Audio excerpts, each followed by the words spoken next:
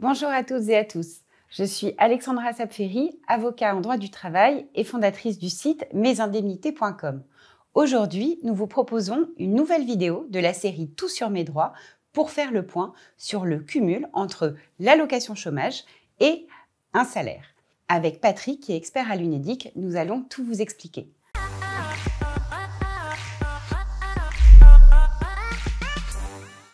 Bonjour Patrick. Bonjour Alexandra. Avant de rentrer dans le cœur du dispositif de cumul entre l'allocation chômage et le salaire, je crois qu'il est important de rappeler qu'on peut être à la fois inscrit à Pôle emploi et travailler. Absolument Alexandra. Parmi les 6,5 millions d'inscrits à Pôle emploi, il n'y a que 3,6 millions de demandeurs d'emploi qui ont un droit ouvert à l'assurance chômage. Et seulement 2,5 millions sont indemnisés. Et parmi les allocataires de l'assurance chômage, 1 sur 2 travaille. On peut donc être inscrit à Pôle emploi, percevoir une allocation et travailler. Ce dispositif a pour objectif d'inciter au retour à l'emploi en garantissant un niveau de revenu au moins équivalent à l'allocation seule en cas de reprise d'un emploi moins rémunéré. Ok, c'est très clair, merci. Alors pour commencer, est-ce que tu pourrais nous expliquer quelles sont les conditions pour bénéficier de ce cumul entre l'allocation chômage et un revenu? Oui Alexandra, si tu retrouves une activité salariée, ou si tu crées une entreprise durant ta période d'indemnisation, le cumul de tes revenus avec ton allocation chômage est possible. C'est ainsi un complément d'allocation. 2 conditions pour cela. Le total de tes nouveaux revenus et de ton complément d'allocation ne devra pas dépasser le montant du salaire mensuel qui a servi de référence au calcul de tes droits. Et deuxième condition, rester inscrit à Pôle emploi et actualiser ta situation chaque mois en déclarant ta rémunération brute et le nombre d'heures travaillées. Ok, très clair pour ces 2 conditions. Alors maintenant, si je reprends un emploi salarié, comment est-ce qu'est calculé mon complément d'allocation? La première chose à retenir, c'est que le montant peut varier tous les mois en fonction du salaire perçu et du nombre d'heures travaillées. Pour calculer le complément d'allocation, on prend 70% du nouveau salaire brut perçu qu'on soustrait du montant de l'allocation chômage. Ce complément est ajouté au montant du nouveau salaire. Attends, je ne suis pas sûre d'avoir tout suivi. Est-ce que tu pourrais nous donner un exemple? Entendu Alexandra. Prenons donc l'exemple de Yasmine. Yasmine est inscrite à Pôle emploi et perçoit une allocation chômage mensuelle de 1 134 €. Après 2 mois d'indemnisation, elle retrouve un emploi à temps partiel rémunéré 950 € brut par mois. En déclarant ce nouvel emploi, Pôle emploi va recalculer le montant de son allocation en effectuant le calcul suivant. 70% de 950 €, c'est-à-dire 70% du montant du salaire de son nouvel emploi, soit 665 €.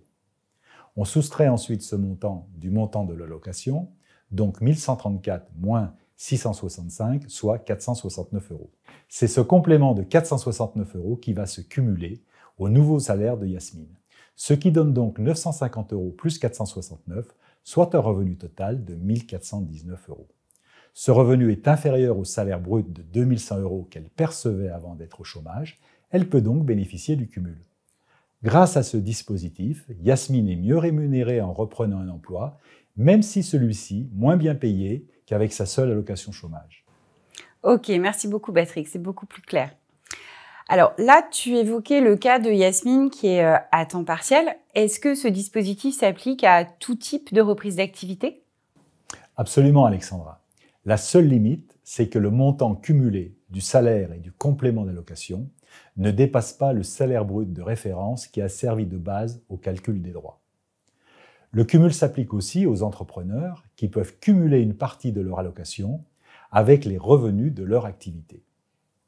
La seule exception concerne les bénéficiaires du contrat de sécurisation professionnelle, alias le CSP, qui ne peuvent pas cumuler leur allocation avec un salaire car ils bénéficient d'autres aides spécifiques en cas de reprise d'emploi. Effectivement, nous avions évoqué ce point dans la vidéo avec Mélanie sur les aides de l'assurance chômage en cas de création d'une entreprise. Donc, pour en revenir à notre sujet de cumul, tu disais tout à l'heure qu'il faut actualiser ces situations en fin de mois. Et comment est-ce que ça se passe si je n'ai pas encore reçu mon bulletin de salaire au titre de mon nouveau contrat? Si tu ne peux pas fournir de justificatif, Pôle emploi te verse une avance qui correspond à 80% de l'allocation. Dès réception des justificatifs, une régularisation est effectuée le mois suivant. Mais attention, en l'absence de production des justificatifs, les paiements peuvent être tous remis en cause. Ok, très clair. Autre question, pendant combien de temps je peux bénéficier de ce cumul? Le cumul est possible tant que tu n'as pas atteint la fin de tes droits.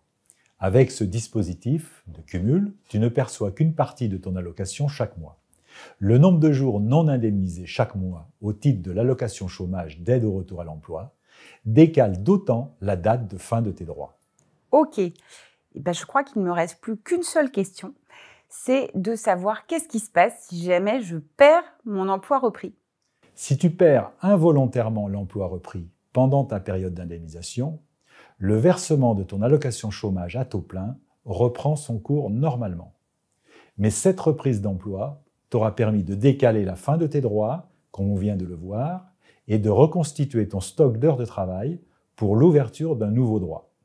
Pour rappel, il faut justifier de 130 jours travaillés pour ouvrir un droit à l'assurance chômage. Merci beaucoup Patrick pour toutes ces explications. J'espère que vous êtes maintenant incollable sur le sujet du cumul entre l'allocation chômage et un salaire. Pour aller plus loin, vous pouvez consulter les questions-réponses de l'UNEDIC. Nous avons mis les liens dans le descriptif de la vidéo. Vous pouvez aussi consulter les autres vidéos de la série Tout sur mes droits et bien sûr, vous abonner à notre chaîne YouTube.